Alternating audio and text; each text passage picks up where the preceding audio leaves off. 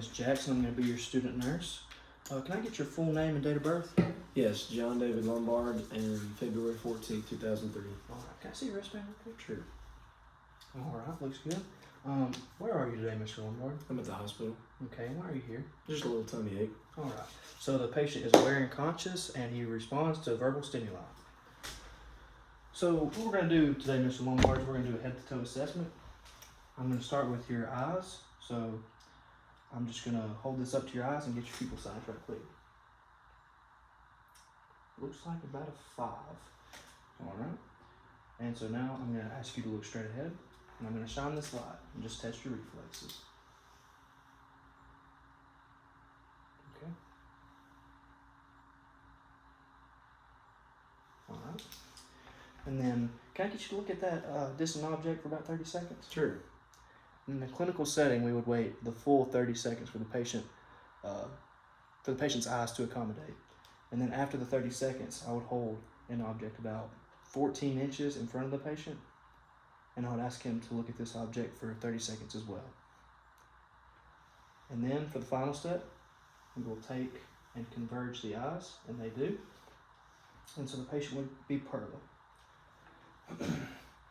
The next thing I'm going to do is I'm going to palpate your temporal arteries, or your temporal pulse.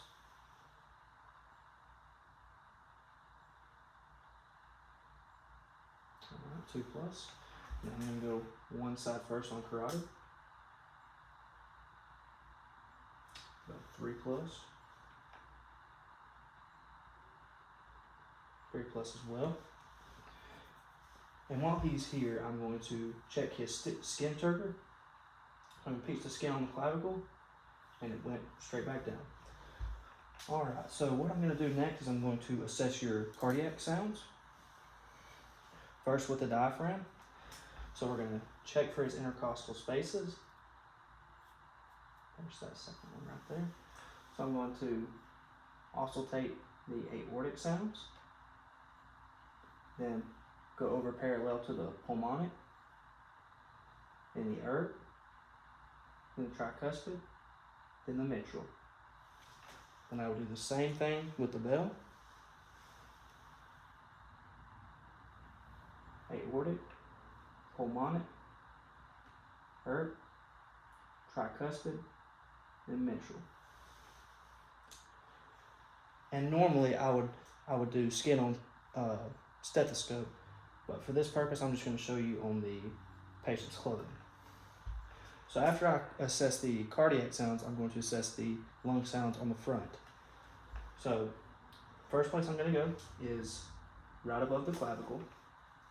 And in a clinical setting, I would have the patient inhale and exhale a full time before I take the stethoscope off. But for time purposes, I'm going to show you each location where I would also take for lung sounds. And then we'll go back to where we started up here. All right.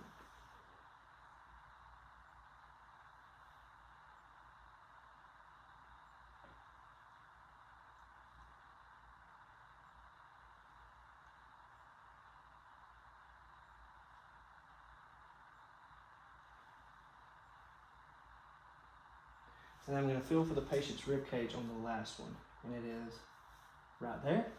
So I'm going to also take right above it. And on the other side, do the same exact thing. There it is right there. All right, and now I'm going to assess the back portion of the lung sounds. So I would ask the patient to turn the other direction so I can show you the sites and locations. So almost the same as the front, I'm going to go right above the shoulder blade, right here. Once again, I would ask the patient to fully inhale and exhale before I took the stethoscope off. And now for the other portions of the lung, I'm going to go in between the spine and the shoulder blade. So there's the shoulder blade right there. And the spine is obviously right here. I'm going to go down here.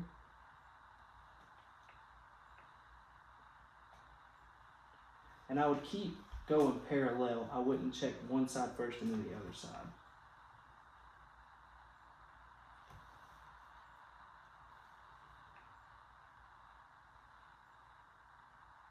Same thing as the front. I'm going to find the patient's rib cage, which is right here.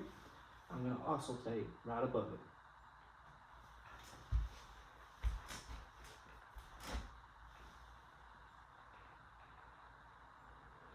All right, and now that the patient's lungs have been assessed, I'm going to ask him to once again face forward. And I'm going to check his upper extremities. So can I get you to hold your arms out for me? All right, and I'm going to assess his brachial pulse. It's about a 2+. And then I'm going to assess his radial pulse. It's about a 3+. Next, I'm going to check for the patient's capillary refill. I'm going to pinch on the nail bed and then release. And the skin goes back to the same color it was. And there's no cyanosis in the nails or the lips. And as I'm doing my assessment, I'm checking the skin on the chest, the arms, the back, just making sure it's dry, intact, with no abnormalities. And next, I'm going to check your GI. So can I get you to lay down for me? Yes. And before we start the GI portion, when was your last bowel movement? This morning. This morning. What was it? What was the color of it? Brown. And how would you say the texture of it was? It was more solid. More solid. Okay. And for this portion, I'm going to get at eye level with the patient's abdomen, and I'm going to assess his breath sounds.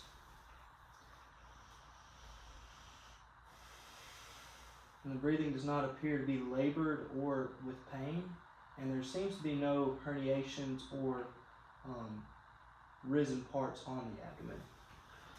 So now what I'm going to do is I'm going to auscultate the abdomen. I'm going to divide it into 4 quadrants. So first is going to be right upper, right lower, left upper, and left lower. And normally I would auscultate for a full minute and hear sounds about every 15 seconds in a clinical setting. Now I'm going to palpate the abdomen in just a soft palpation.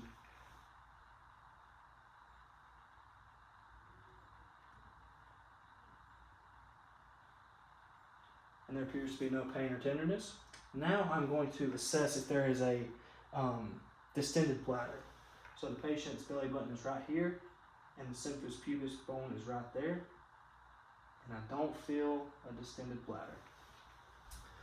And also in a clinical setting, I would check the patient's femoral pulse. For this video, I will not demonstrate how to do that.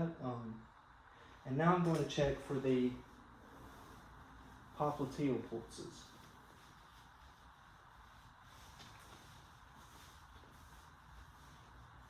All right, can I get you to bend your legs for me? Yes.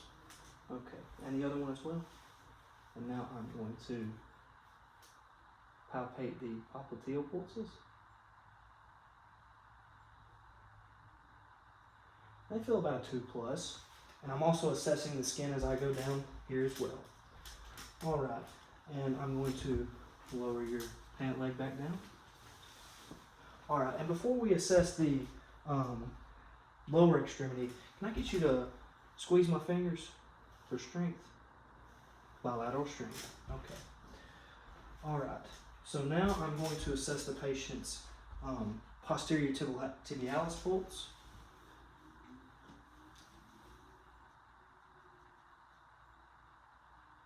It's about a 2+ as well. And now I'm going to remove the patient's sock to check but before I check the dorsalis pedis, I'm going to assess the strength of the feet. So can I get you to pull back? Okay.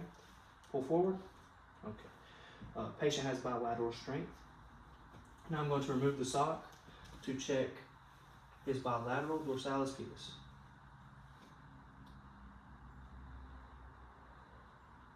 You don't want to squeeze too hard on this one to occlude the artery.